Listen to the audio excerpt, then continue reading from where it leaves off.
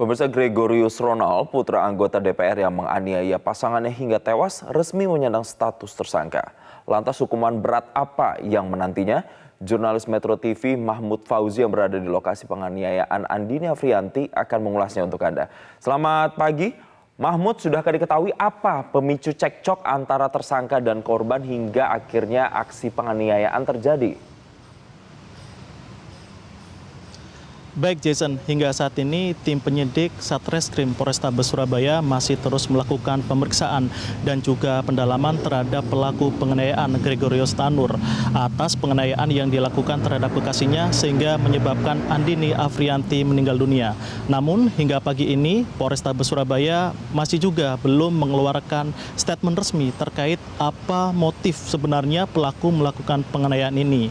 Kemarin bahkan kita sempat melakukan pertanyaan langsung kepada Kapolrestabes Surabaya, Kombes Pol Pasmarois terkait apa sebenarnya motif pelaku melakukan penganiayaan. Namun Kapolres juga menjelaskan bahwa saat ini timnya masih melakukan pendalaman terhadap tersangka. Nantinya apabila Kapolrestabes dan tim Satreskrim sudah mengetahui apa motif sebenarnya, Kapolres berjanji akan menyampaikan motif tersebut kepada teman-teman media. Namun dari beberapa sumber yang berhasil kita dapatkan, ada beberapa informasi bahwa sebelum kejadian penganiayaan ini terjadi perselisihan atau cekcok antara korban dan pelaku.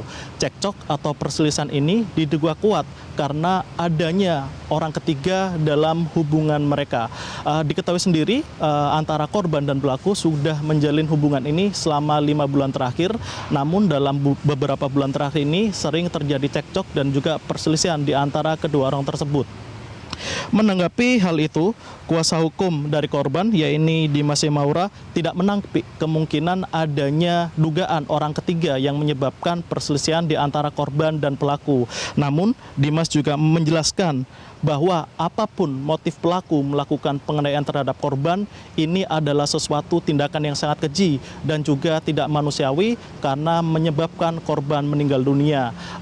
Kuasa hukum korban menjelaskan apapun motif dari pelaku melakukan penganiayaan, dia meminta agar petugas kepolisian memberikan hukuman seberat-beratnya kepada pelaku penganiayaan. Jason. Ya, Mahmud, bisa Anda jelaskan lagi bagaimana sebenarnya kronologis mulai dari awalnya terjadi cekcok hingga akhirnya korban ini meninggal dunia, hingga dilarikan ke rumah sakit dan kemudian tidak dapat ditolong nyawanya? Baik Jason.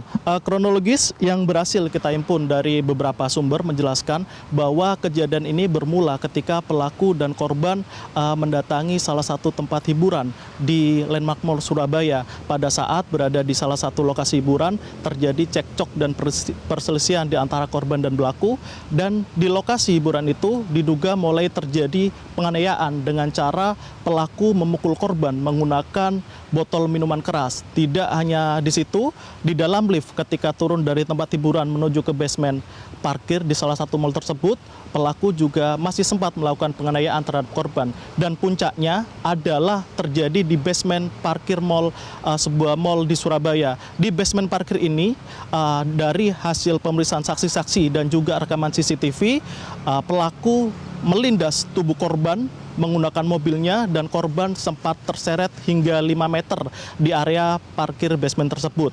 Yang menjadi permasalahan berat adalah ketika selesai melakukan penganiayaan ini, korban tidak langsung membawa pelaku tidak langsung membawa korban ke rumah sakit, namun justru membawa korban ke apartemen, dan di apartemen inilah diduga korban mengembuskan nafas terakhir. Demikian Jason. Baik, terima kasih Mahmud Fauzi atas update informasi Anda dari Surabaya, Jawa Timur, dan selamat bertugas kembali. Jelajahi cara baru mendapatkan informasi. Download Metro TV Extend sekarang.